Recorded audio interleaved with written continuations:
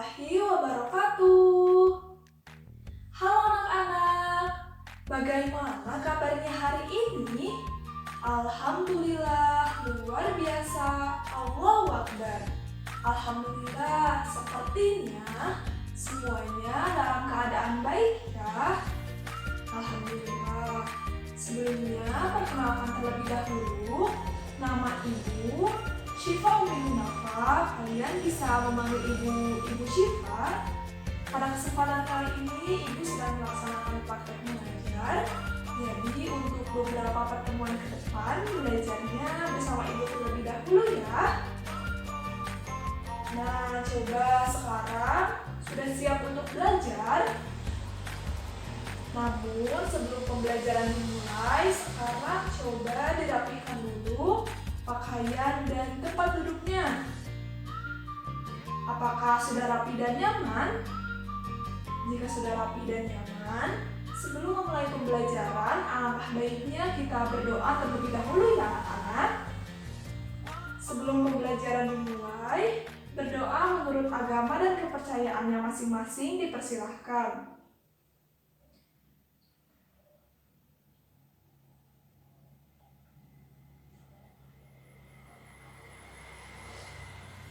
Berdoa dicukupkan. Nah, anak-anak, kita mulai saja ya pembelajaran hari ini. Hari ini kita akan belajar tema 8 tentang daerah tempat tinggalku.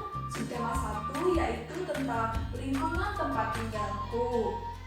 Dari pembelajaran hari ini, kalian diharapkan dapat menyebutkan kegiatan ekonomi yang ada di Indonesia, menyebutkan contoh kegiatan ekonomi yang berada di lingkungan sekitar tempat kalian tinggal, dapat mengemukakan cara sederhana membuat montase dan dapat membuat karya montase. Kira-kira apa ya kegiatan ekonomi itu?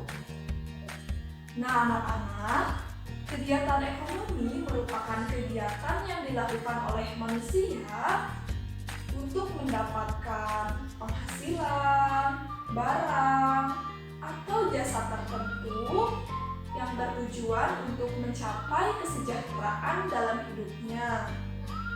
Apa saja ya kegiatan ekonomi itu? Berikut adalah macam-macam kegiatan ekonomi. Yang pertama, produksi. Produksi adalah kegiatan menghasilkan barang dan jasa. Adapun orang yang melakukan kegiatan ini disebut sebagai produsen. Yang kedua yaitu distribusi. Distribusi adalah kegiatan menyalurkan barang hasil produksi dari produsen kepada konsumen. Orang yang melakukan kegiatan ini disebut distributor. Dan yang ketiga yaitu konsumsi. Konsumsi adalah kegiatan memakai barang-barang hasil produksi. Adapun orang yang melakukan kegiatan ini disebut sebagai konsumen. Nah, anak-anak, sebagaimana kita tahu bahwa Indonesia merupakan negara yang sangat luas yang terdiri dari banyak pulau kan? Hal tersebut menjadi sangat berpengaruh pada kondisi atau kegiatan ekonomi penduduk Indonesia, di mana keadaan atau kegiatan ekonomi penduduk Indonesia dari satu wilayah ke wilayah lain itu tentu berbeda, karena memang keadaannya juga berbeda. Dalam hal ini kita ambil salah satu contoh kegiatan ekonomi yang ada di Indonesia ya. Contoh kegiatan ekonomi di Kabupaten Tabanan, Provinsi Bali. Kabupaten Tabanan merupakan salah satu kabupaten di Provinsi Bali. Kabupaten ini terletak di bagian selatan Pulau Bali. Daerah Tabanan didominasi oleh pegunungan dan pantai. Sepertiga wilayah Kabupaten Tabanan digunakan sebagai lahan persawahan sehingga kabupaten ini dikenal sebagai daerah agraris. Potensi unggulan Kabupaten Tabanan adalah bidang pertanian. Sebagian besar mata pencaharian penduduknya adalah petani. Hasil pertanian di Kabupaten Tabanan berupa padi dan sayuran. Sayuran dihasilkan di daerah bertopografi tinggi seperti Batu Riti. Hasil sayuran digunakan untuk memenuhi kebutuhan hotel, restoran, dan supermarket di Bali. Selain pertanian, ternak unggulan Kabupaten Tabanan adalah ayam. Peternakan ayam buras, petelur, dan pedaging berada di Desa Udu dan Bolangan. Di Kabupaten Tabanan juga berkembang industri kerajinan seperti anyaman bambu, keramik, gerabah, logam, dan perak. Industri ini berkembang di Desa Pejaten, Kecamatan Kediri. Objek wisata di Kabupaten Tabanan juga berkembang pesat. Objek wisata tersebut antara lain Tanah Lot, Alas Kedaton, Bedugul, Ulun, Danau Berantan, dan Kebun Raya Eka Karya. Perkembangan objek wisata ini mendukung berkembangnya usaha jasa seperti restoran, hotel, dan penginapan. Selain dimanfaatkan sebagai objek wisata, potensi kelautan Kabupaten Tabanan juga dimanfaatkan masyarakat sekitar untuk menangkap ikan. Nah, anak-anak, itu merupakan salah satu contoh kegiatan ekonomi di Indonesia, tepatnya di Kabupaten Tabanan, Provinsi Bali, di mana kegiatan produksinya yaitu sebagian besar di antara mereka menghasilkan atau memproduksi hasil pertanian berupa padi dan sayuran, karena sepertiga dari wilayahnya digunakan untuk lahan persawahan. Selain itu, mereka juga memproduksi ternak unggulannya yaitu ayam. Kemudian mereka juga memproduksi hasil kerajinan yaitu berupa anyaman bambu, kemudian keramik, logam, perak, dan lain-lain. Nah, untuk kegiatan distribusinya, mereka kerap mendistribusikan hasil pertanian padi ke restoran, hotel, kemudian ke supermarket di Bali, dan masih banyak kegiatan distribusi lainnya. Untuk kegiatan konsumsinya, biasanya masyarakat Tabanan mengonsumsi hasil produksi tadi dalam kehidupan sehari-harinya. Contohnya, masyarakat Tabanan kerap mengonsumsi hasil pertanian untuk kehidupan sehari-harinya, kemudian mereka juga kerap menggunakan hasil kerajinannya dalam kehidupan sehari-harinya. Nah, anak-anak, itu merupakan salah satu contoh kegiatan ekonomi yang berada di Indonesia. Sekarang, kira-kira apa saja ya contoh kegiatan ekonomi yang berada di lingkungan tempat kalian tinggal? Nanti coba kalian amati ya. Jika kalian kurang mengetahuinya, kalian bisa menanyakannya secara langsung kepada orang tua kalian. Setelah kita mengetahui salah satu contoh kegiatan ekonomi di wilayah Indonesia, alhamdulillah kita juga menjadi tahu ya bahwa lingkungan di setiap wilayah itu berbeda-beda dan sangat indah dengan ciri khasnya masing-masing. Berdasarkan hal tersebut, untuk melatih kreativitas kita dalam membuat sebuah karya, pada kesempatan kali ini kita akan membuat montase. Kira-kira apa ya itu montase?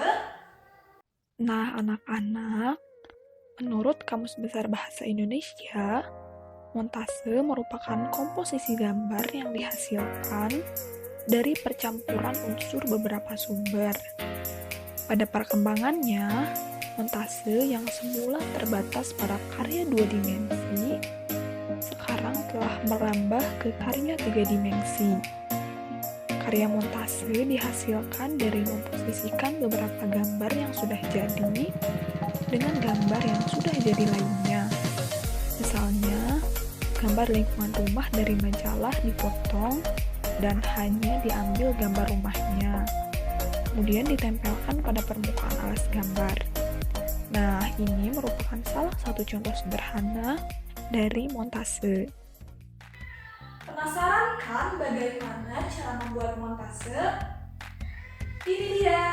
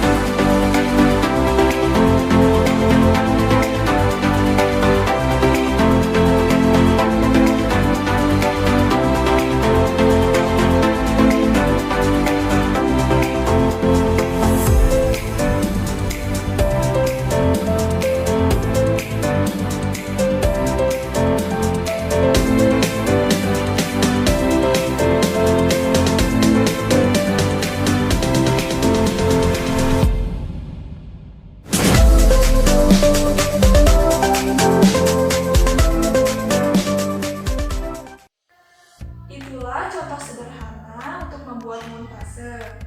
Kira-kira fungsi dari montase itu sendiri apa saja ya? Fungsi dari montase diantaranya sebagai berikut. Pertama, fungsi praktis, yaitu fungsi pada benda sehari-hari. Karya tersebut dapat digunakan sebagai bahan dekorasi. Yang kedua yaitu fungsi edukatif. Fungsi edukatif dapat membantu mengembangkan daya pikir, daya serap, emosi, estetika, dan kreativitas. Yang ketiga yaitu fungsi ekspresi. Fungsi ekspresi dengan menggunakan berbagai bahan dan tekstur dapat membantu meningkatkan ekspresi. Yang keempat, fungsi psikologis, yaitu dengan menuangkan ide serta emosi yang menimbulkan rasa puas dan kesenangan sehingga dapat mengurangi beban psikologis. Dan yang kelima yaitu fungsi sosial. Fungsi sosial dapat menyediakan lapangan pekerjaan. Dengan banyaknya karya yang dimiliki, diharapkan dapat menciptakan lapangan pekerjaan bermodal kreativitas. Baik anak-anak, itulah materi pembelajaran yang dapat Ibu sampaikan pada kesempatan kali ini. Ada yang mau ditanyakan terlebih dahulu? Atau sudah cukup? Sepertinya semuanya sudah memahami ya terkait materi pembelajaran yang Ibu sampaikan. Sekarang sebelum ditutup, kita simpulkan bersama-sama terlebih dahulu. Hari ini kita sudah belajar apa saja ya? Iya, benar. Hari ini kita sudah belajar tentang kegiatan ekonomi di wilayah Indonesia, kemudian kegiatan ekonomi di lingkungan sekitar tempat tinggal kalian. Kemudian kita sudah belajar tentang cara sederhana membuat montase dan fungsi dari montase itu sendiri. Baik anak-anak, untuk pembelajaran kali ini dicukupkan. Terima kasih banyak untuk perhatiannya. Semangat terus dalam belajarnya dan tetap menjaga kesehatan ya. Semoga ada kesempatan untuk kita semua dapat bertemu secara langsung di sekolah. Amin, mudah-mudahan. Sekarang sebelum pembelajaran ditutup, kita berdoa terlebih dahulu ya. Sebelum pembelajaran ditutup, alangkah baiknya kita berdoa menurut agama dan kepercayaannya masing-masing terlebih dahulu. Berdoa dipersilahkan.